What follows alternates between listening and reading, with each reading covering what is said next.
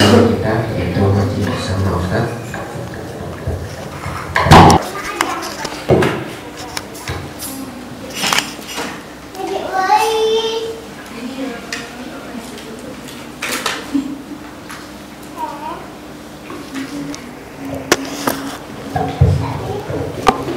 Bismillahirrahmanirrahim. Assalamualaikum warahmatullahi wabarakatuh. Waalaikumsalam warahmatullahi wabarakatuh. Alhamdulillahirabbil alamin, wassalatu wassalamu ala sayyidina Muhammadin wa ala alihi wa ashabihi ajma'in. Amma ba'du. Bapak-bapak, ibu-ibu, saudara-saudari sekalian yang berbahagia, alhamdulillah hari ini kita lanjutkan kajian kita tentang kitab tafsir Jalalain. Bismillahirrahmanirrahim. Inna fi khalqis samawati wal ard wa ikhtilafil laili wan nahari wal fulkil ladzi tajri bil bahr bima yanfa'un nas wa ma anzalallahu minas sama'i mim ma'in fa ahya bihil arda ba'da mautiha wa bassa biha min kulli dabbati wa tasrifir riyahi was sahabil musakhkhari bainas sama'i wal ard la ayatil liqaumi yaqilun. Allah berfirman dalam ayat ini menjawab dari permintaan bukti orang-orang yang sudah disampaikan di ayat sebelumnya, yaitu wa ilahukum ilahu wahid la ilaha illa huwar rahmanur rahim. Tuhan kalian adalah Tuhan yang esa, itu ya, Tuhan kalian adalah Tuhan yang esa, tidak ada Tuhan selain Dia, Ar-Rahman Ar-Rahim, dan yang maha mengasihi dan menyayangi ya. Lalu apa misalnya, apa buktinya ya? Wa talabu ayat ala dalik ya. Kemudian orang-orang yang diberikan statement tadi itu minta tanda, minta bukti, atau minta apa tandanya kalau Allah itu esa gitu ya. Maka inna bi khalqis samawat, maka sesungguhnya dalam penciptaan langit. Artinya begini Bapak Ibu, ayat ini kita sudah diminta untuk belajar tentang ilmu pengetahuan alam. Jadi bagaimana menciptakan langit. Ini mungkin zaman dahulu juga orang itu bagaimana sih membuat langit ya. Maka nanti ini ilmu-ilmu ini bisa masuk di ilmu pengetahuan alam kalau zaman saya. Nggak tahu sekarang ilmu apa namanya, tentang galaksi, tentang apa ya. Inna bi khalqis samawat, langit itu isinya ya macam-macam ya Pak. Ada angkasa, ada awan, ada planet, ada bintang, pokoknya begitulah. Makanya di sini dengan menggunakan redaksi jamak samawat, artinya langit-langit, karena langit itu berlapis-lapis Pak. Makanya nanti dalam ilmu pengetahuan itu kan disebut ada atmosfer, terus di atasnya atmosfer ada apa itu ya, apalah banyak sekali, saya sampai ndak hafal ya. Nanti makanya sebenarnya kadang-kadang pembuktian Al-Quran ini nanti semakin lama akan semakin jelas ayat tanda-tanda itu. Inna bi khalqis samawati wal ard, dan penciptaan bumi. Bumi ini juga prosesnya panjang Pak, untuk menciptakan bumi yang layak dihuni manusia. Nah, bagaimana cara kita bisa memahami penciptaan bumi? Kita bisa melihat planet-planet yang masih diproses untuk dihuni bumi Pak, oleh orang-orang yang kurang kerjaan.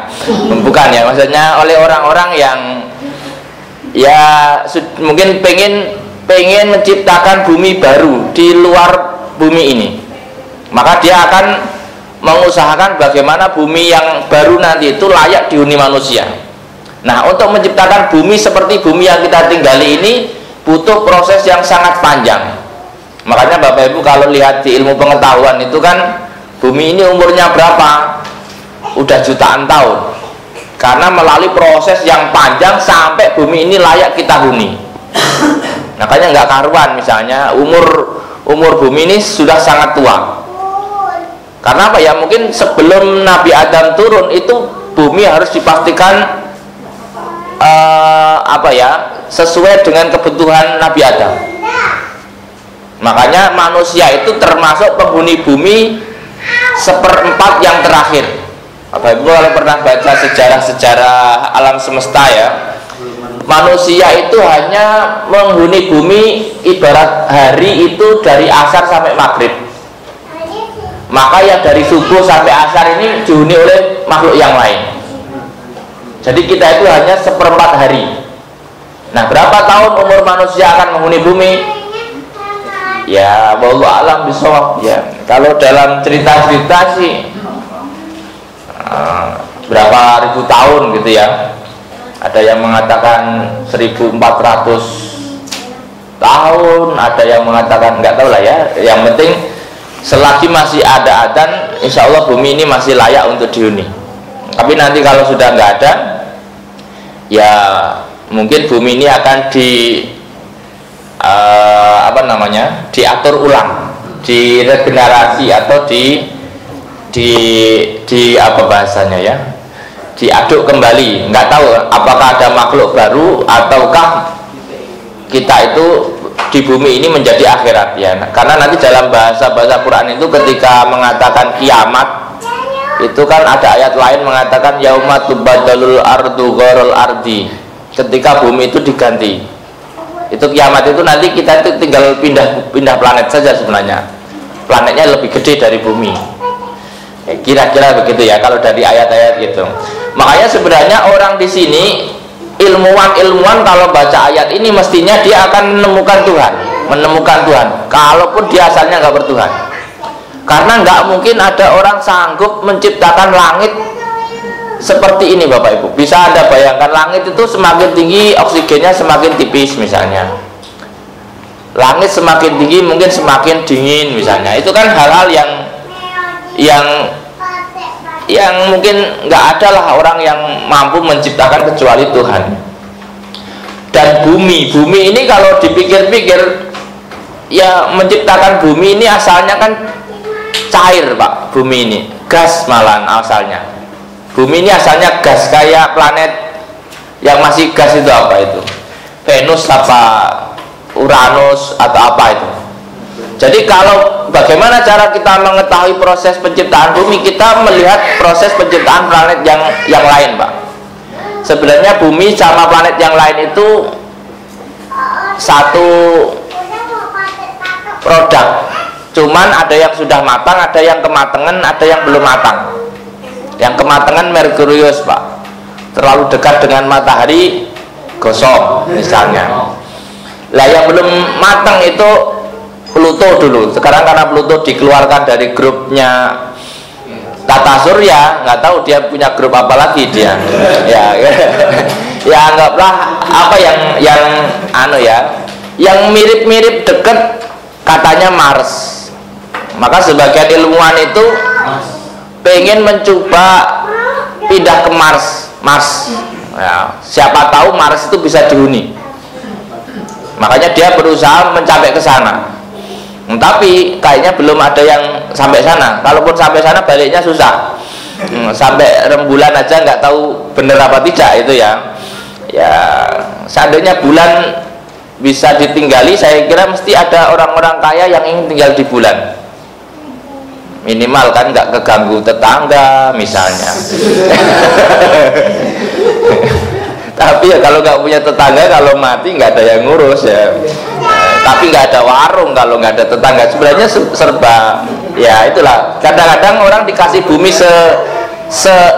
seindah ini, sehebat ini kadang-kadang kita itu nggak mensyukuri. Padahal di planet lain itu nggak ada air, nggak ada tumbuhan. Bapak Ibu kalau bisa Anda pikirkan, bumi ini kok bisa ada airnya, itu kan aneh ya kira-kira. Cuman ya kadang kita itu saking sudah terbiasa, yang aneh-aneh itu tidak jadi aneh karena sudah tiap hari ketemu. Makanya kalau ada orang aneh-aneh kok tiap hari anehnya, itu lama-lama dianggap biasa. Makanya kalau Bapak Ibu pengen aneh, sesekali saja. Jadi supaya terkenal itu anehnya sesekali saja ya. Misalnya ada orang itu ngopi terus dikasih areng, itu kalau cuma sekali aneh. Tapi kalau tiap hari ngopi dikasih areng, sudah biasa. Nah, bagi orang tertentu itu ngopi pakai areng biasa, bagi kita yang jarang menjadi aneh. Ya, seperti itu Pak, kira-kira begitu.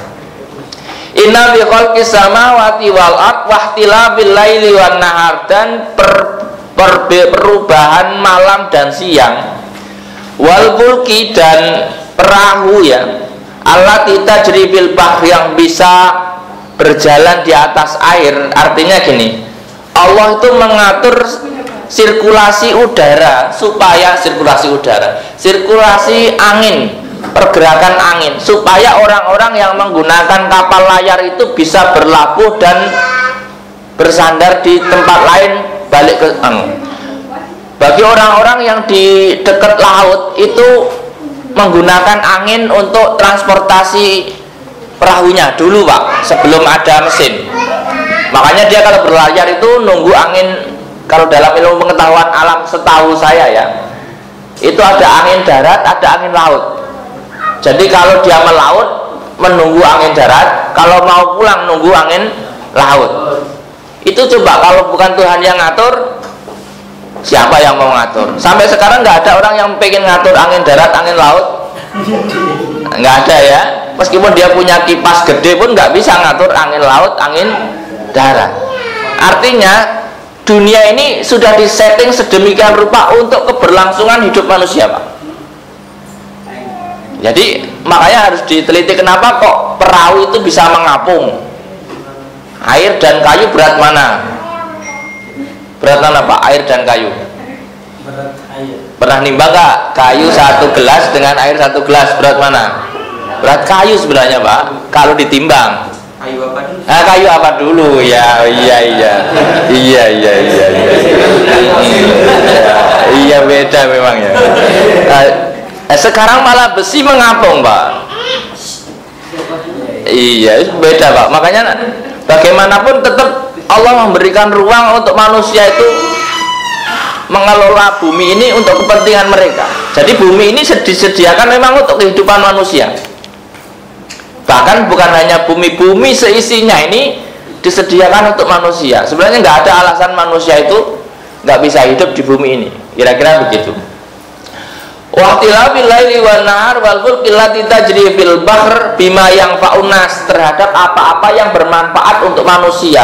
Pokoknya segala yang dihadirkan di bumi ini sebenarnya ada manfaatnya untuk manusia. Wa ma anzalallahu minas sama, dan apa yang diturunkan oleh Allah dari langit, yaitu mimma'in, dari air.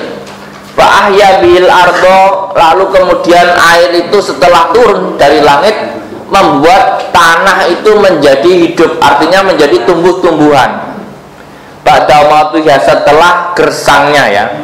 Wa basa fiha min kulli dabbatin, dan bertebaranlah di bumi itu dari segala hewan binatang melata ya. Wa tasrifir riyah, dan sirkulasi angin. Wa sahabi, dan mendung. Al musakhkhari baina sama'i wal ard, yang unik, yang antara langit dan bumi. Jadi gini bahasanya, mendung itu posisinya antara langit dan bumi. Mendung itu ringan atau berat Pak? Ringan kelihatannya karena bisa mengambang di udara. Padahal ketika dia turun hujan 1 hari banjir, sebenarnya kan dia berat Pak. Nah, makanya ketika ada pesawat melewati awan cumulonimbus, itu kan terus ini turbulen Pak. Karena sebenarnya ada jenis massa air di dalam awan itu, mestinya berat. Cuman kalau di atas kelihatannya kan ringan. Coba itu kenapa kok nggak ada gantungannya? Terus kok bisa pindah-pindah Pak awan itu? Ya, Bapak Ibu kalau sering naik pesawat mesti dilihat. Kadang-kadang kita tuh naik pesawat, di bawah pesawat itu awan, di atas pesawat awan. Terus di tengah-tengahnya kayak kosong. Nah itulah, kadang-kadang kok awan itu punya kelasnya sendiri-sendiri. Maksudnya ada yang kelas di bawah, ada kelas di atasnya mungkin ada awan lagi. Tapi di tengahnya ini kayak jalan tol gitu, jalan kosong. Nanti saya pernah ngalami dulu waktu ke Mesir itu, lihat lihat di videonya di kursi itu ya Pak, ada kamera, kebetulan kameranya itu banyak ya, tinggal pilih atas, bawah, depan, belakang. Lihat kanan awan, kiri awan, atas awan, bawah awan. Jadi kayak betapa Allah itu ngasih ruang untuk pesawat kita lewat gitu. Itu di setting sejak sebelum ada pesawat Pak. Betapa ya, disiapkan jauh-jauh hari. Sebenarnya makanya luar biasa. Seandainya awan itu penuh Pak, full gitu dari bawah ke bawah ke atas, ngeluh turbulensi, kita turbulensi 10 menit aja udah istighfarnya luar biasa, apalagi turbulensi 6 jam Pak, lemes sampai bandara tujuan itu ya. Ada turbulensi sebentar aja udah langsung ingat Allah. Alhamdulillah sih kadang-kadang dengan turbulensi itu menjadikan orang itu ingat Allah, yang ingat ya. Kalau yang nggak ingat ya tetap kira-kira begitu ya. Kemudian wasahabil musakhkhari baina sama'i wal ayatil liqaumi yaqilun, maka itu adalah bukti-bukti bagi orang-orang yang mau berpikir. Makanya sebenarnya Quran ini cocok untuk para orang-orang yang mikir. Makanya orang-orang yang pinter mestinya itu dia semakin beriman. Wong buktinya disuruh bayangin, coba siapa yang bikin awan. Bapak Ibu kalau punya, nggak tahu di daerah Bapak Ibu itu curah hujan itu tidak sama dengan curah hujan di Jakarta. Ada daerah-daerah itu meskipun musim hujan tetap gersang Pak. Nggak tahu di daerah saya itu kadang-kadang amati ini kenapa pembagiannya tetap seperti ini rutin tiap tahun. Maksudnya ini ya, misalkan di daerah Jakarta ini seolah-olah itu nggak ada musim kemarau, seolah-olah ya, menurut pengamatan saya, meskipun dia kemarau tapi kadang-kadang berkala itu hujan. Tapi di daerah-daerah tertentu kadang itu meskipun musim hujan tetap kayak kemarau gitu, nggak bisa ditanami padi dan sebagainya. Itu kalau misalnya awan itu jalan acak itu tidak mungkin, karena mesti ada jadwalnya, hujan di sini jam berapa, bagiannya berapa kubik metrik ton air. Saya pikir iya, mesti malaikat punya catatannya masing-masing. Jatahnya banjir di sini misalnya, jatahnya kering di sono. Kadang-kadang kan kita amati pemerintah misalkan menyiapkan bendungan di Bogor, giliran bendungannya jadi hujannya nggak di situ, akhirnya banjirnya di Bekasi kemarin kan. Itu kan unik juga ya. Jadi makanya kita itu nggak bisa memastikan oh di sini mesti hujannya sekian, nggak bisa, karena punya catatan masing-masing. Artinya hujan, awan dan sebagainya itu mesti ada pengelolanya, tidak asal-asalan suka-suka dia. Seandainya hujan itu suka-suka dia, mesti yang sering kena hujan itu ya daerah-daerah yang mungkin dianggap apalah misalnya yang lembab atau apa misalkan ya, dengan teori-teori ilmu pengetahuan itu misalnya. Tapi buktinya hujan ya hujan saja. Kadang-kadang di laut hujan, coba di lautan kok hujan. Nah, mungkin kalau sebagian orang kenapa di lautan hujan, kan mengairi air laut. Nah, kan itu ya kesannya ya. Padahal menurut ilmu pengetahuan yang sudah dihasilkan oleh orang-orang sekarang kan, hujan itu mestinya di daerah-daerah yang berpotensi ada kelembapan suhu udara katanya. Tapi itu kan ilmu pengetahuan ya. Tapi kalau malaikat ya suka-suka, mau hujan ya hujan saja gitu ya. Mau di laut mau di darat ya nggak ada urusan. Jatahnya hujan ya hujan. Mungkin kita tidak tahu apa keperluan memberikan hujan di laut. Wa minan nasi mayyattakhidhu min dunillahi andada, dan sebagian orang mengambil, wa minan nasi mayyattakhidhu, mengambil selain Allah sebagai pesaing, sebagai sesembahan. Yuhibbunahum kahubbillah, mereka mencintainya itu seperti mencintai Allah. Walladzina amanu asyaddu hubbalillah, sedangkan orang-orang yang beriman itu sangat cinta kepada Allah. Wa anallaha syadidul adab, dan sesungguhnya apa tadi? Walau yaral ladzina dzalamu, dan seandainya orang-orang yang dolim itu tahu, idyaraunal adab annal quwata lillah, idyaraunal adab, ketika mereka mengetahui adab, annal quwata, sesungguhnya kekuatan itu lillahi jami'a, bagi Allah lah keseluruhan kekuatan itu. Wa anallaha syadidul adab, dan sesungguhnya Allah maha pedih dalam menyiksa. Sebagian orang artinya di dunia ini ada orang-orang yang mencari Tuhan selain Allah lalu disembah, bahkan menyembahnya itu lebih atau sama seperti menyembah Allah. Artinya gini, orang itu kalau menyembah Allah, di sini dicontohkan walladzina amanu asyaddu hubbalillah, orang-orang yang beriman itu cintanya kepada Allah luar biasa. Tetapi ada sebagian orang lain yang tidak beriman itu menyembah sesuatu selain Allah, yang diharapkan dia bisa menandingi Allah. Makanya orang-orang yang menyembah yang selain Allah itu sebenarnya kalau seandainya dikasih tahu betapa Allah itu adabnya luar biasa, itu nanti akan menyesal yang luar biasa.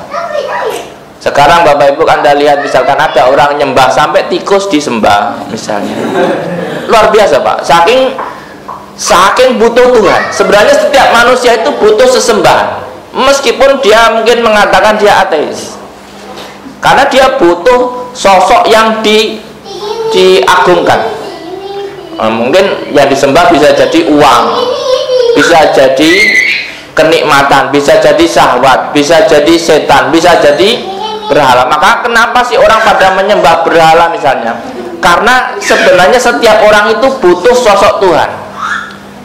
Orang itu kalau sedih itu butuh tumpuan Pak.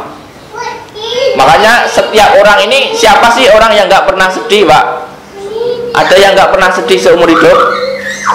Pelawak pun itu Pak kadang sedih Pak. Pelawak itu, pelawak diketawain sedih, nggak diketawain lebih sedih. Apalagi diketawain pas nggak ngelawak, lebih sedih. Artinya setiap orang itu punya waktu untuk bersedih. Nah, ketika orang itu bersedih, maka sebenarnya orang itu butuh tumpuan untuk curhat, tumpuan untuk ngobrol, tumpuan untuk minta pendapat. Semua orang itu butuh. Nah, ketika nggak ada orang yang mampu ditumpui, kadang-kadang itu mencari tumpuan di luar manusia. Nah, anehnya kadang-kadang itu kalau nggak ketemu, seketemunya Pak, ketemu pohon dibuat tumpuan, ketemu sapi dibuat tumpuan, ketemu tikus, ketemu apalagi gajah misalnya. Naudzubillah ya. Ya karena dia mencari siapa nih yang paling kuat, dianggapnya paling kuat. Makanya sebenarnya kan orang-orang mencari Tuhan itu dicari hal-hal yang paling kuat. Pohon paling gede misalnya, batu paling keras, atau paling mewah misalnya, dan sebagainya ya, macam-macam. Wa minan nasi may yattakhidhu min dunillahi andada yuhibbunahum ka hubbillah walladzina amanu asyaddu hubbalillah. Walau yaral ladina dzalamu idyaraunal adab annal quwata lillahi jami'a. Artinya kita harus sadar bahwa orang beriman itu yang paling dicintai harusnya Allah. Selain Allah, cintanya harus lebih kecil daripada cinta kepada Allah. Maka contoh-contoh perilaku apa yang bisa dicontoh adalah perilakunya Nabi Ibrahim ketika sedang sayang kepada anaknya. Jangan sampai memberhalakan anaknya, mengalahkan cintanya kepada Allah. Contohnya seperti itu. Kalau kita misalnya ya macam-macam. Kalau kita sedang senang sesuatu, maka ingat bahwa kita harus senangnya kepada Allah lebih dari sesuatu itu. Latihannya ya memang harus latihan Pak. Lagi senang duit, ya kita harus senang kita ke duit harus lebih kecil daripada senang kita kepada Allah. Kalau senang duit berarti harus sering tasyakuran karena Allah. Saya senang duit karena Allah. Duit ini untuk Allah. Kira-kira seperti itu. Harus misalnya senang istri, ya harus tasakur. Ya dinikmati, maksudnya nyenengin istri karena Allah, belanjakan istri karena Allah, nyenengin istri karena istri nyenengin anaknya karena Allah misalnya. Pokoknya harus begitu. Jangan sampai senengnya itu mentok ke situ. Nah, misalkan seneng apapun lah, nanti harus diimbangi dengan seneng kepada Allah. Memang harus latihan, Pak. Namanya orang latihan kadang-kadang lupa. Ya tidak apa-apa, namanya masih latihan. Makanya nanti kalau sudah pada fokus senang kepada Allah, mengalahkan segalanya, itu contohnya nanti Nabi Ayub. Nggak ada yang indah selain Allah. Tapi ya jangan, ya nggak usah niru Nabi Ayub dulu lah. Yang seru-seru saja lah. Nah, Nabi Sulaiman misalnya gitu ya, dan sebagainya ya. Wa minan nasi tadi mana? Ittabarra alladziina tubi'u minal ladziina taba'u wa ra'aul adab wa taqatta'at bihimul asbab. Ittabarra. Mana tadi? Ittabarra. Aslaman ya yuhibbuna. Ittabarra alladziina ya. Ketika orang-orang berlepas diri dari orang-orang yang diikutinya, ittabarra alladziina tubu, ketika orang-orang yang diikuti berlepas diri dari orang-orang yang mengikutinya, ay angkaru idlalahum wa qatra'ul adab wa taqatta'at bihimul asbab. Di akhirat nanti itu ada orang-orang yang di dunia ini diikuti orang, Pak. Ketika di akhirat dia nggak mau tanggung jawab. Bro, aku ikut dirimu loh, kok tersiksa di neraka misalnya. Ya nggak tahu, siapa suruh ikut saya. Nah, nanti itu di akhirat ada orang begitu, Pak. Makanya hati-hati mengikuti orang di dunia ini, karena nanti di akhirat dia nggak mau tanggung jawab. Setelah sendiri, siapa suruh ikut? Ya ya, pokoknya nanti itu di akhirat orang itu saling lepas tanggung jawab, Pak. Nggak mau nanggung dosanya orang lain. Ya urusan lah, salah sendiri, ikut gua juga susah misalnya. Jadi nanti sesama orang susah itu saling melepaskan diri. Makanya jadi artinya gini, orang-orang yang tidak beriman yang Anda ikuti di dunia misalnya, nanti di akhirat dia nggak mau tanggung jawab. Ya, nggak tanggung jawab. Makanya hati-hati memilih pemimpin atau memilih panutan. Hati-hati ya. Makanya orang di Indonesia kadang kan viral ikut, ternyata di akhirat dia nggak mau tahu. Ya hati-hati ya, maksudnya. Makanya artinya begini, di akhirat nanti itu kita bertanggung jawab tetap atas pilihan kita, meskipun kita ikut-ikutan. Makanya ketika Bapak Ibu ikut sesuatu, pastikan bahwa Bapak Ibu berani bertanggung jawab di akhirat nanti, karena nggak ada yang bisa dimintain. Nggak bisa yang ada yang disalahkan itu nggak. Kenapa kok saya begini, itu gara-gara si anu. Ya harusnya yang dianu si anu dong. Kok saya dianu misalkan. Ya contohnya misalkan ada orang-orang ikut demo misalnya ikut demo apalah misalnya. Ketika Bapak Ibu ditangkap oleh polisi, kira-kira pimpinannya mau tanggung jawab nggak? Nanti saya datangi itu kantornya. Datang nggak? Enggak. Ya kira-kira begitu. Apalagi di akhirat, udah tenang aja, kami yang nanggung. Enggak ada itu, bohong. Jadi makanya setiap perilaku kita di dunia ini, kita akan bertanggung jawabkan atas perilaku itu dengan keputusan kita sendiri. Maka harus dipilih-pilih dan dipilah-pilah semaksimal mungkin ketika hal-hal itu ada permintaan bertanggung jawabannya. Ittabaru alladziina tubi'u minal ladziina taba'u ya. Ini umumnya adalah orang-orang yang ingkar atau orang-orang yang sesat ya. Wa ra'aul adab taqatta'at bihimul asbab ya. Karena apa? Al-waslu allati kanat bainahum bid dunya minal arham wal mawaddah ya, dan sebagainya ya. Karena ya sudah terpisah dari hubungan-hubungan di dunia. Jadi gini Bapak Ibu, artinya gini. Di akhirat nanti itu nggak ada manfaatnya kedekatan kita dengan siapapun, dengan saudara, dengan anak, dengan bapak, dengan keluarga, nggak ada. Setiap orang bertanggung jawab atas dirinya sendiri. Nah kalau masih di dunia itu masih bisa. Artinya gini, makanya Bapak Ibu pernah dengar idama tabnu adama ingkoto amaluhu illa min salasin sodakotin jariyatin au ilmin yuntafa'u bihi awalatin solihin yat'ulah.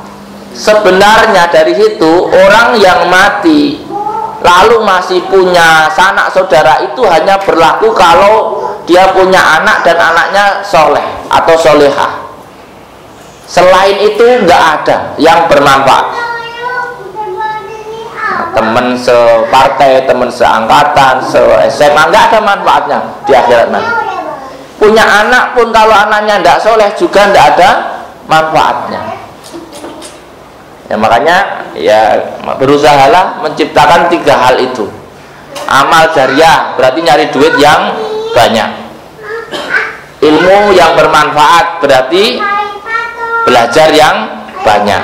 Atau walatin solihin, punya anak yang banyak yang soleh. Nah, anak banyak soleh bagus Pak. Kalau anak banyak nggak soleh tambah repot. Mumetnya di dunia wal akhirah. Iya ya. Bener Pak, orang punya anak banyak nggak soleh, mumetnya di dunia wal akhirah. Di dunia repot, di akhirat ngerepoti lagi. Nah, ya, yang enak gimana? Yang enak itu banyak soleh semua. Punya anak 10 misalkan, soleh semua. Wah itu kipas-kipas bapaknya di akhirat. Serius Pak, kipas-kipas bapaknya di akhirat. Tapi punya anak banyak nggak soleh, masalah. Jadi sudah kena tanggung jawab yang sudah kita sampaikan sebelumnya, bahwa orang tua tetap akan dituntut oleh Allah atas anaknya ketika anaknya itu masih dalam tanggungannya tentunya. Kemudian wanazala wa qala alladziina tabau, orang-orang yang mengikuti mengatakan lau anna lana karratan, kalau saja kami diulang kembali di dunia atau diputar kembali, tolong dong malaikat putar lagi kami hidup kembali di dunia ya. Fala tabarra'a minhum, maka kami akan berlepas diri dari mereka. Artinya gini Pak, nanti di akhirat itu orang-orang yang menyesal itu dia bilang begini, ya Allah balikin lagi lah saya ke dunia supaya saya melepaskan diri dari kelompok ini. Saya kecewa berat ikut kelompok ini misalnya. Ini contohnya kelompok, atau mengikut aliran ini, atau mengikut agama ini misalnya. Kalau yang misalkan nanti agamanya keliru, itu di sana itu nanti kayak orang apa ya? Kayak orang kecewa gitu loh. Apa itu bahasa ininya ya? Misalnya apa kalau getun itu apa bahasa Pak? Biasanya yang getuni Pak, kalau bahasa Jawanya itu getuni. Apa namanya? Menyesal ya.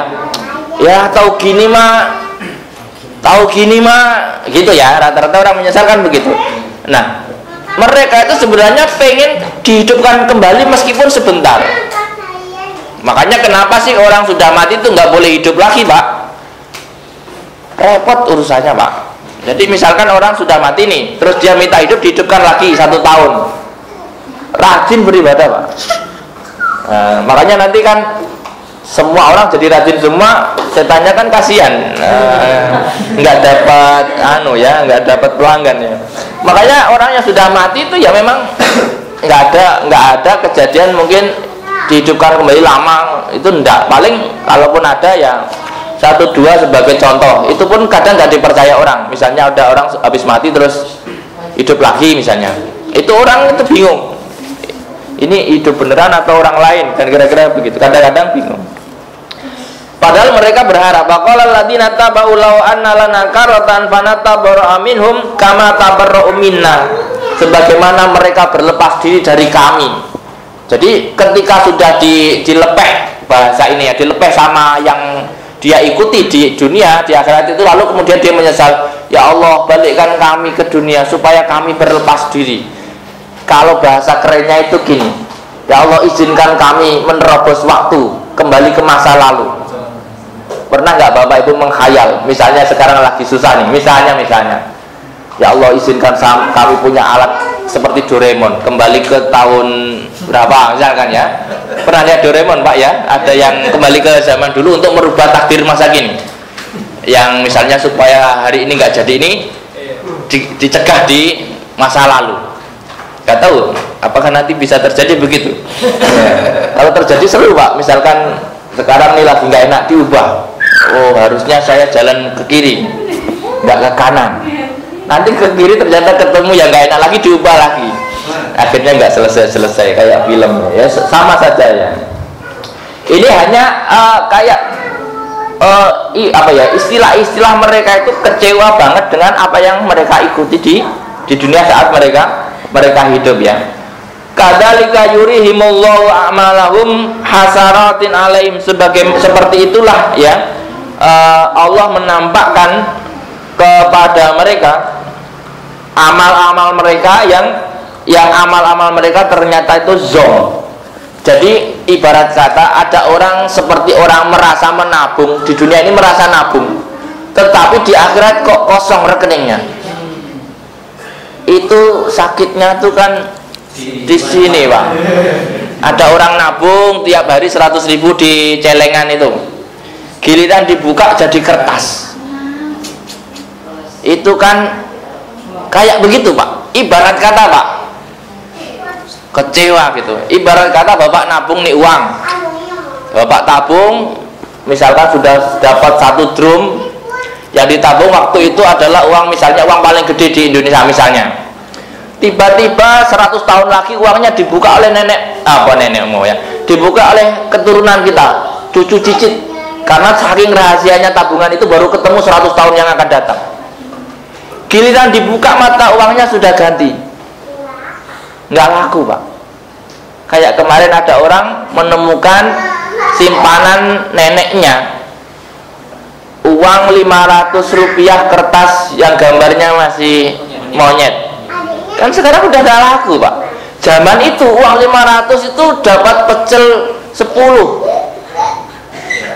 Ya zaman kita TK Pak. Ya 500 rupiah itu dapat pecel pincuk 10 di tempat saya. Sekarang 500 itu dibuang. Artinya coba kadang-kadang kita seperti itu. Nanti jangan sampai amal kita itu seperti itu di akhirat. Ketika di akhirat zong, lalu mau komplain, ya, kalau tahu gini mah mending saya dulu beli tanah misalnya. Itu kan bahasa-bahasa orang yang getun atau menyesal. Maka jangan sampai seperti itu.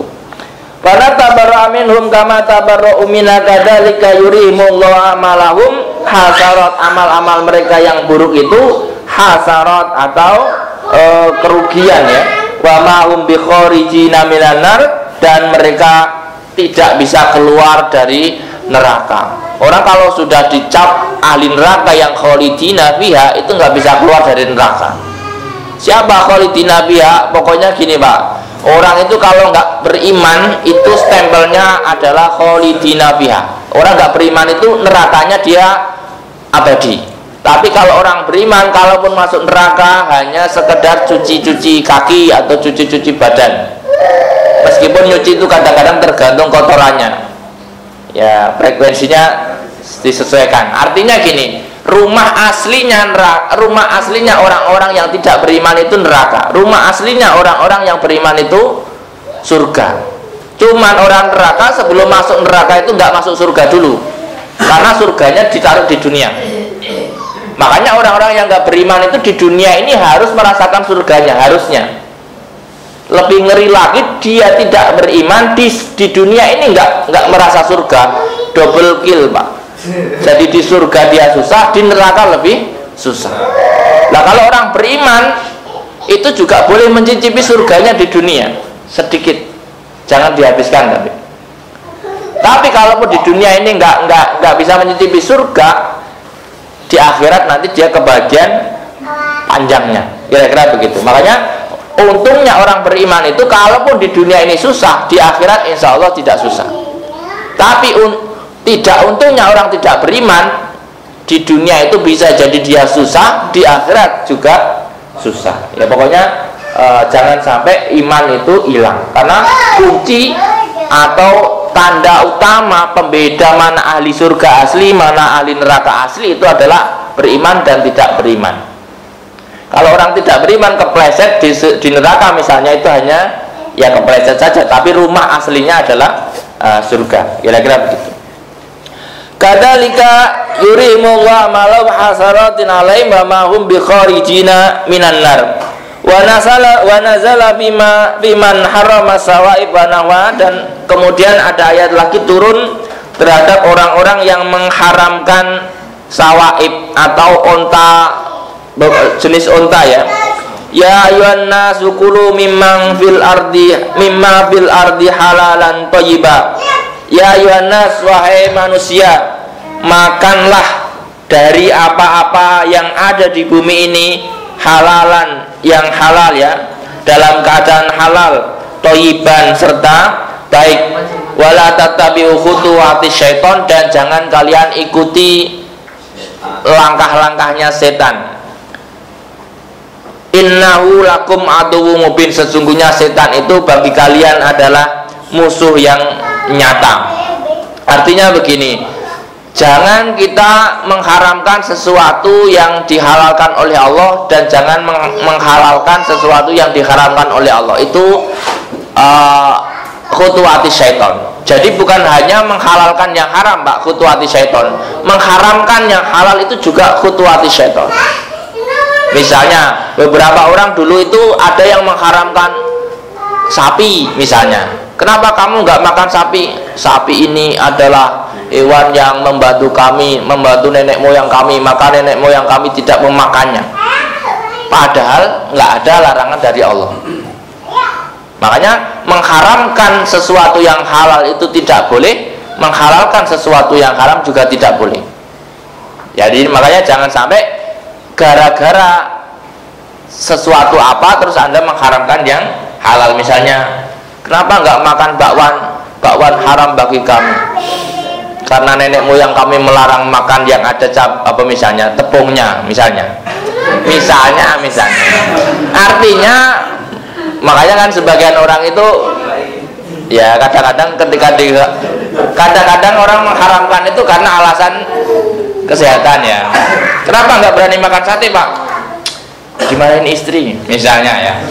Ada orang kayak gitu. Tapi harusnya ya enggak. Kenapa nggak makan sate? Sudah tahu rasanya, pengen makan yang lain. Gitu aja. Jangan kemudian mengharamkan gitu ya. Jangan mengharamkan ya. Haram itu artinya ya seperti itu. Kecuali misalnya, kenapa nggak makan sate? Saya itu alergi. Alergi apa? Alergi daging. Wah, bagus sekali misalnya. Ya nggak apa-apa, jaga kesehatannya. Tapi jangan mengharamkan. Mengharamkan artinya orang lain pun dilarang. Kamu nggak boleh makan. Misalnya orang lain nggak ada masalah kesehatan, dilarang makan, nggak boleh. Misalnya apa? Kamu dilarang makan sate kambing. Kenapa? Sate kambing itu untuk laki-laki saja, perempuan nggak boleh. Misalnya, kalau ada ketentuan seperti itu, maka itu nggak boleh. Perilaku seperti itu tidak boleh. Atau mengkhususkan hewan-hewan yang misalnya kamu nggak boleh makan ikan apa misalnya ikan mas. Ikan mas ini adalah ikan apa? Padahal ikan halal misalnya ya. Nggak boleh. Perilaku seperti itu adalah khutuwatis syaitan. Innama ya'murukum bisu, sesungguhnya mereka itu setan-setan itu menyuruh kalian untuk berbuat dosa ya, wal fahsya'i, dan kekejian ya, yang secara syariat ya, wa antaqulu 'alallahi ma la ta'lamun, dan mengajak kalian untuk mengucapkan sesuatu atas nama Allah yang kamu tidak tahu. Artinya apa? Kadang-kadang orang itu mengikuti budaya nenek moyang, mengharamkan sesuatu sementara dia tidak tahu ada apa di balik sesuatu itu, sementara Allah tidak mengharamkan. Maka dulu di dunia Arab itu juga orang itu ada mengharamkan onta tertentu. Misalkan ada onta gini, kalau dalam tafsir ini saya baca, misalnya ada onta itu kepotong telinganya, misalnya kecelakaan atau apa misalnya. Atau kalau di Indonesia misalkan gampangnya sapi, misalkan ada sapi itu kepotong telinganya, misalnya kan karena dia dablek sapinya loncat-loncat kemana terus telinganya nyangkut terus hilang, lalu kemudian dia mengharamkan sapi utuh yang masih hidup tadi. Sapi ini haram karena dia cacat, padahal aturan pengharamannya bukan seperti itu. Nanti dalam Islam itu gini Pak, ini soal penyembelihan nanti ada mestinya ya. Jadi ketika ada sapi telinganya kepotong lepas sementara sapinya masih hidup, kalau orang-orang dulu, orang-orang yang kena kitab ayat ini itu diharamkan semua Pak, baik yang terlepas maupun yang masih hidup. Kalau dalam Islam yang haram itu yang kelepas tadi. Misalnya ada sapi mau disembelih kurban, tiba-tiba berontak, yang kepotong kakinya dulu nih, satu belah misalkan, tapi nggak mungkin sih ya, nggak masuk akal ya, maksudnya kalau sapi agak susah ya, maksudnya apa ya, ekornya, misalkan ekornya kepotong karena sudah pegang pisau misalkan. Nah ekornya ini masuknya adalah sesuatu yang nggak boleh dimakan karena dia masuk bangkai, statusnya bangkai, karena dia terlepas sebelum disembelih. Makanya jangan dipotong dulu sebelum tersembelih, nyicillah ekornya dulu, nggak boleh ya, dan lain-lain sebagainya. Nah bagi orang Arab dulu itu semua unta yang kepotong telinganya semuanya dianggap haram. Makanya nanti ayat ini mengatur tentang tata cara penyembelihan ya.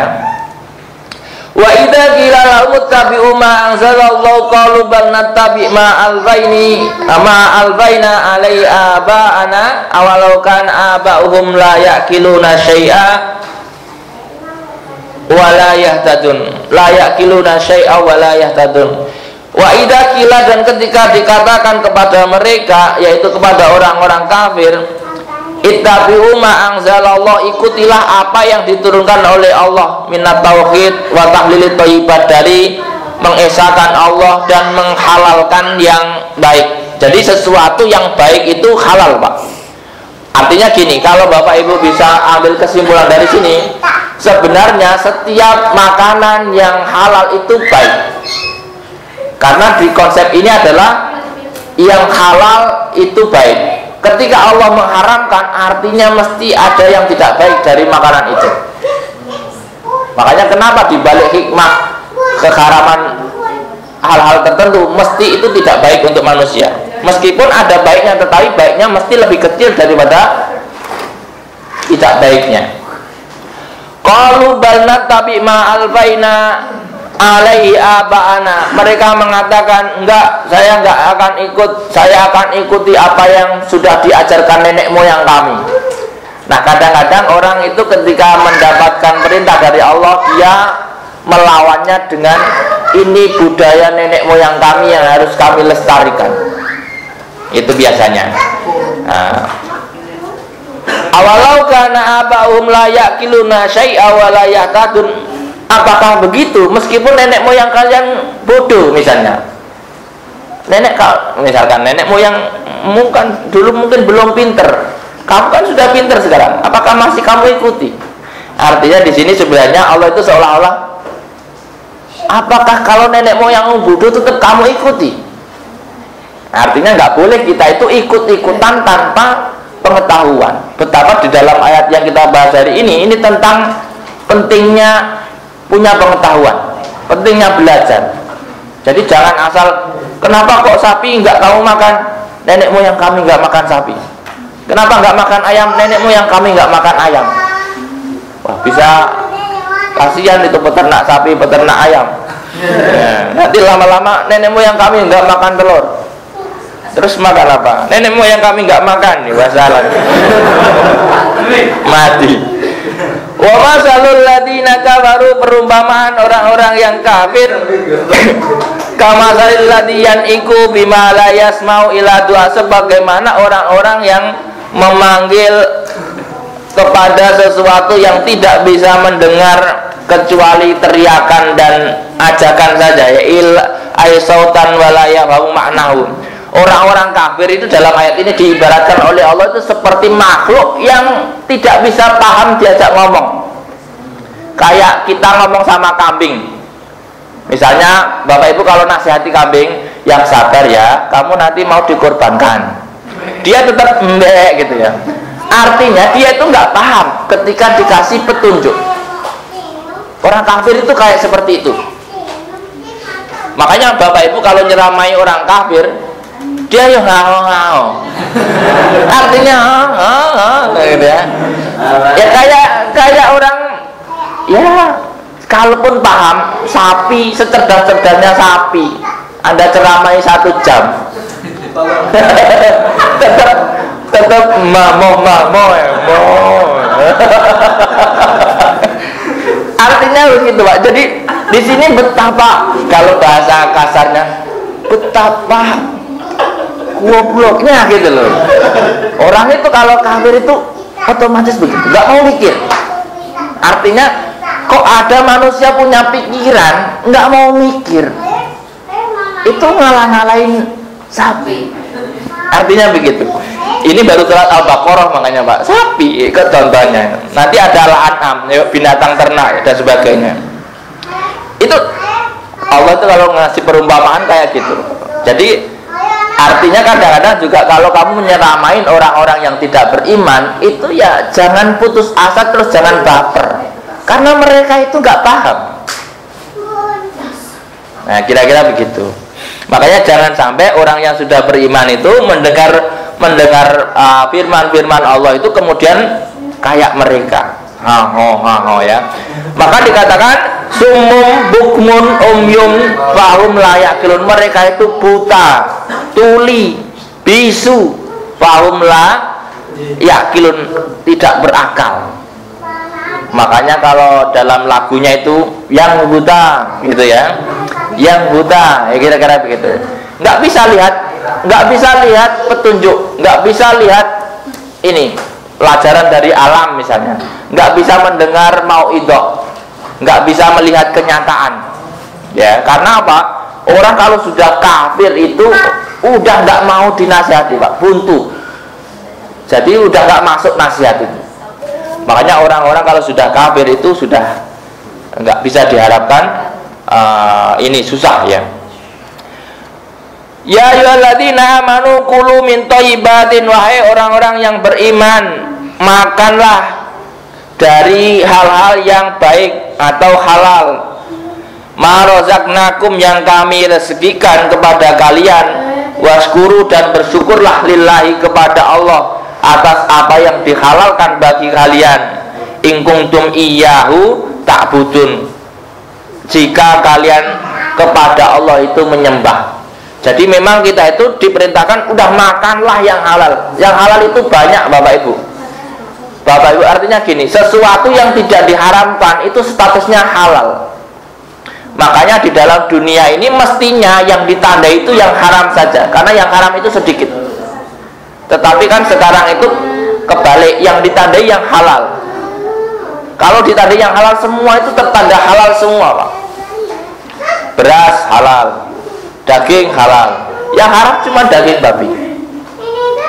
Harusnya yang ditanda itu ada majelis haram Indonesia misalnya gitu, maksudnya status itu ya harusnya kan yang sedikit saja, kan yang lain halal semua. Cuman kita itu kebalik, yang kadang-kadang kan kita bingung, warung itu kalau nggak ada halalnya halal enggak?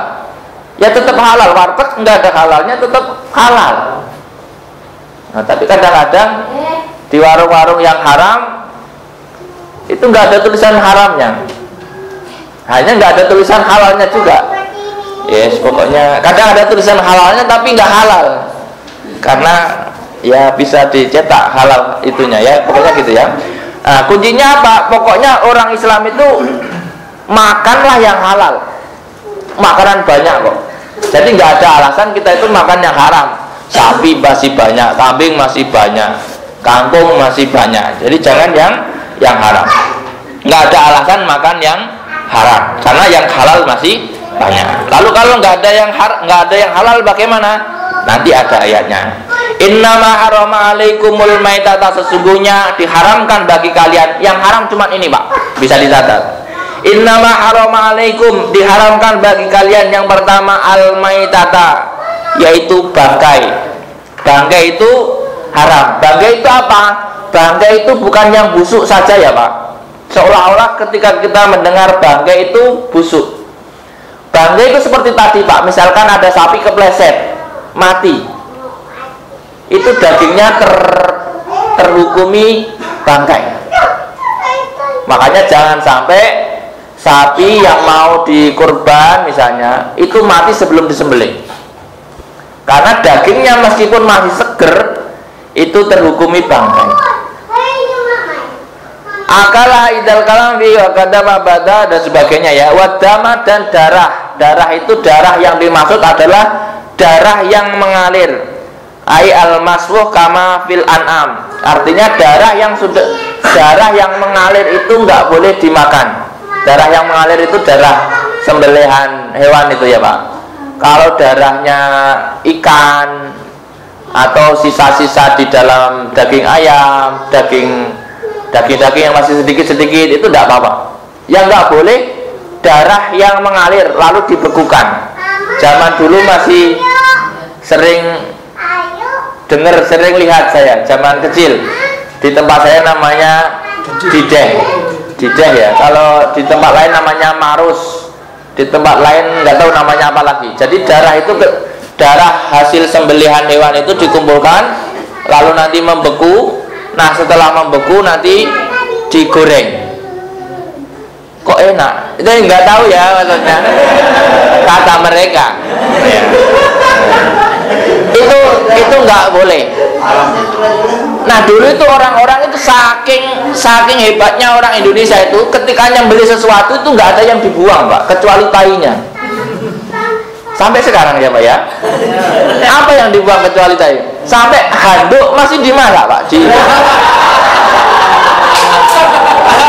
Ya enggak apa-apa Pak. Artinya itu orang Indonesia itu saking ini ketawanya kenceng kayaknya habis melakukan itu. Tidak apa-apa Pak, halal Pak itu. Orang Indonesia saking memaksimalkan tidak mubadir itu loh. Yang dibuang cuma tainya Pak. Istilahnya kulit digoreng jadi kerupuk, ya kan? Jeroan dimasak, usus dimasak, handuk dicuci dimasak. Untung pas makan itu nggak ingat ini aslinya apa. Luar biasa orang Indonesia. Kalaupun ingat itu kadang-kadang kalau pas nyucinya nggak bersih kok rasanya aneh ya. Tapi Bapak Ibu ya, kalau Bapak Ibu bisa teliti ya, kenapa sesuatu yang kelihatannya kotor itu gurih? Ya, perhatikan itu kaki gurih. Padahal nggak ada dagingnya. Supaya ada daya tarik Pak. Coba sudah kaki nggak gurih, apa yang dicari kan? Ya, jadi ceker, buntut, sebenarnya kan ya nggak seru, tapi kok jadi enak gitu ya. Kalau sop buntut jadi enak. Saya tuh dulu buntut itu nggak mau Pak, zaman kecil buntut. Tapi gede-gede kok enak buntut itu. Ya. Jadi darah jangan ya Pak. Darah di dunia sekarang pun masih ada orang-orang yang mengemas itu. Jangan ya, itu haram. Mesti ketika Allah mengharamkan ada hal yang buruk di dalam itu. Nanti apalagi Bapak Ibu mau baca-baca menurut kedokteran bahwa darah mengandung bla bla bla dan sebagainya, bahaya ya. Jangan makan darah yang sudah dibekukan ya. Darah yang mengalir boleh dimakan, juga boleh. Dulu ada atraksi minum darah ular, darah ayam. Zaman saya kecil itu masih ada orang-orang itu ayam terus diminum darahnya. Jangan ya Pak, itu haram ya, meskipun seger mungkin ya, tapi janganlah. Yang penting minum es cendol atau apa gitu ya, jangan darah. Kemudian apa tadi? Innama harama alaikumul maitata waddama walahmal khinzir, dan daging babi. Yang jelas-jelas diharamkan makan adalah daging babi. Kalau Bapak Ibu misalnya masih menemukan kuas dari bulu babi misalnya, masih belum terlalu fatal. Tapi kalau ada kuas lain, gunakan kuas yang lain. Ya, kadang kuas-kuas yang kita pakai itu masih tercipta dari bulu-bulu babi. Cuma nanti silahkan dicek mana pembedaan bulu dan yang lain. Walahmal khinzir wa ma uhilla li ghairillah, dan apa yang disembelih bukan untuk Allah. Jadi misalkan ada orang nyembelih untuk apa, misalkan untuk sesajen, untuk apa biasanya yang masih ada tradisi-tradisi apa biasanya yang mau bangun apa terus disembelih di situ, apa sih apa namanya, tumbal apa bahasanya, masih ada nggak? Dulu ada Pak, kalau mau bangun jembatan itu nyembelih kerbau, terus kebonya kepalanya dipendam di situ. Itu sebenarnya dulu ya, mungkin sebenarnya kalau mau bangun apa-apa itu tasakuran dulu, intinya sebenarnya itu harusnya nyembelihnya karena Allah saja, jangan karena penunggu di situ. Misalkan, Mbah ini saya sembelihkan ini Mbah, maka dagingnya itu jadi haram Anda makan, ya, meskipun itu kambing atau sapi. Wa ma uhilla li ghairillahi bih, atau misalnya sajen yang diperuntukkan untuk sajen, misalnya ada naik gunung terus di pohon gede itu ada sajen ayam apa biasanya ayam ingkung, jangan dimakan Pak, itu enggak halal, haram. Pokoknya apa yang disembelih untuk selain Allah itu haram ya. Ya, nanti saya kasih tahu, ini dulu kita selesaikan dulu ya. Kemudian apa, pamanit turo ghaira bagin, tapi bagi orang-orang yang terpaksa dan tidak ada tujuan melawan Allah, fala apa, pamanit turo ghaira bagin wala atin, dan tidak membiasakan fala isma alai, maka tidak apa-apa. Artinya gini, misalnya Anda pergi ke hutan, bekal habis, terus nemu sajen ayam ingkung, halal apa haram? Jadi halal, asalkan Anda tidak niatnya niat bagi, niat melawan perintah Allah, atau tidak membiasakan terus rutin, oh besok setiap hari ini mesti ada ingkung, terus antum naik gunung terus pura-pura bekalnya habis, itu tidak boleh ya. Yang haram-haram ini boleh dimakan kalau terpaksa. Jadi ya tadi ya, bangkai sapi tiba-tiba kepleset mati, sementara antum musafir nggak punya apa-apa, makan itu jadi boleh. Yang lain jadi haram, antum halal. Nah, nanti ada Bapak Ibu kalau pernah baca cerita itu, ada orang bilang begini, daging ini halal bagi kami, haram bagi Anda.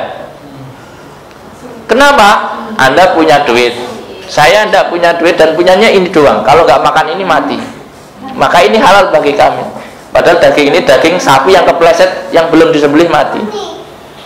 Makanya kalau ada sapi kepleset mati, kambing kepleset mati, cari orang yang nggak punya apa-apa, itu halal bagi dia. Haram bagi orang yang masih punya uang.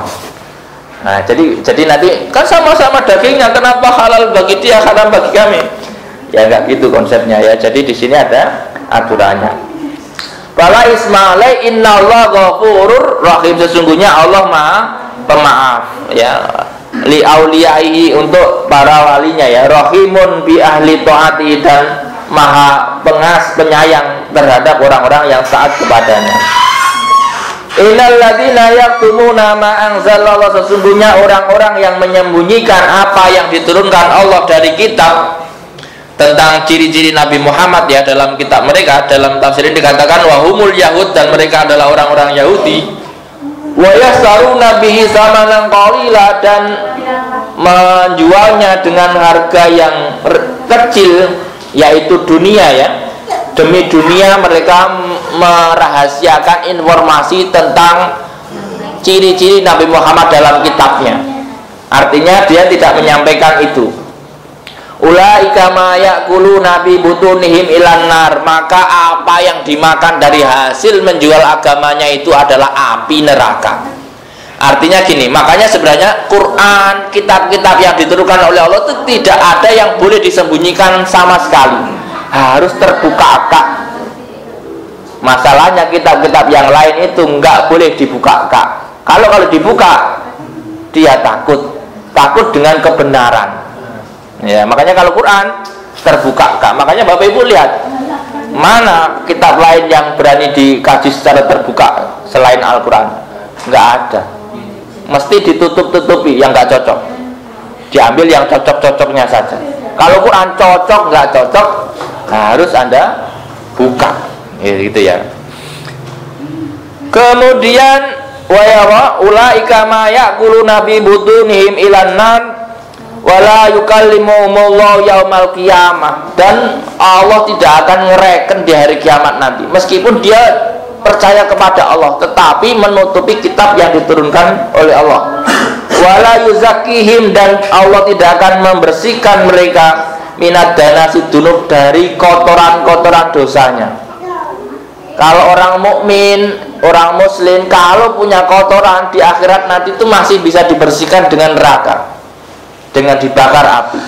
Tapi bagi orang-orang yang menutup-nutupi kitab yang diwahyukan oleh Allah, itu nanti nggak ada penghapusan Pak dari kotorannya. Artinya kotorannya itu dibiarkan.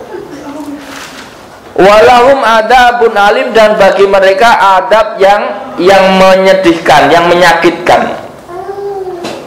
Ulaikal ladzina starawud dolalata bil huda. Mereka itulah orang-orang yang membeli kesesatan dengan petunjuk. Artinya petunjuk digunakan untuk membeli kesesatan. Kenikmatan digunakan untuk membeli adab, ya. Akhadunahu badalahu bidunya, yaitu apa? Dia menjual kenikmatan akhirat demi kenikmatan dunia. Ya, kira-kira begitu. Wal adab bil maghfirah, dan membeli adab dengan pengampunan. Harusnya mereka diampuni, maka pengampunannya itu malah dipakai untuk membeli adab di akhirat. Fama asbarahum alan nar, betapa sabar sekali mereka itu terhadap api neraka. Bahasa gambarnya gini, kok ada ya orang sabar di neraka? Ada nggak orang sabar? Harusnya orang di neraka itu ya nggak sabar, pengen segera keluar. Tapi ada orang itu kok menikmati sekali jadi ahli neraka. Ya, ibarat kata, mau berapa lama kamu di neraka, kok betah di neraka? Ibarat kata seperti itu. Ini sebenarnya bahasa Allah kepada mereka supaya mereka berpikir, emang kamu sabar di neraka? Padahal sudah dikasih wanti-wanti. Dzalika bi anna Allah nazzala al-kitaba bil haqq, itu karena sesungguhnya Allah menurunkan kitab ini secara hak, ya. Wa innal ladzina ikhtalafu bil kitab, dan orang-orang yang, dan sesungguhnya orang-orang yang berbeda-beda dalam urusan kitab, ya bidzalika wa humul yahud wa qilal musyrikun, dikatakan diantara mereka adalah orang-orang Yahudi ataupun orang-orang musyrik tentang Quran, lawi sikokim ba'id, maka sungguh mereka dalam kebingungan atau dalam perbedaan yang sangat jauh dari kebenaran. Artinya ya, orang-orang kalau ragu kepada Quran, kepada kitab yang diwahyukan oleh Allah, maka mereka akan sangat jauh dari kebenaran. Artinya orang yang sudah menerima, tidak berdebat tentang ayat suci, insya Allah itu dia kalaupun tidak pas itu tidak terlalu jauh. Tetapi kalau orang ragu terhadap Quran, terhadap ayat suci, itu insya Allah, sudah dipastikan dia akan sangat jauh dari kebenaran. Makanya sekurang-kurangnya orang memahami Quran, insya Allah masih bagus dibanding orang yang menggunakan selain ayat suci. Kira-kira seperti itu. Laisal birra an tuwallu wujuhakum qibalal masyriqi wal maghrib walakinal birra man amana billahi wal yaumil akhir wal malaikati wal kitabi wan nabiyyin wa atal mala ala hubbihi dawil qurba wal yatama wal masakini wa ibnis sabil wasailina wa fir riqaba aqamas shalah wa ataz zakah wal mufuna bi adim ida ahadu wasabirina bil ba'sa wad dharra wa khinal bas ulaika alladziina shadaqu wa ulaika humul muttaqun. Demikian, semoga apa yang kita kaji pada pagi hari ini ada manfaatnya untuk kita semuanya. Dan Allah wa iyyakum wa lakum minkum wallahu muwaffiq ila aqwamit thoriq. Assalamualaikum warahmatullahi wabarakatuh.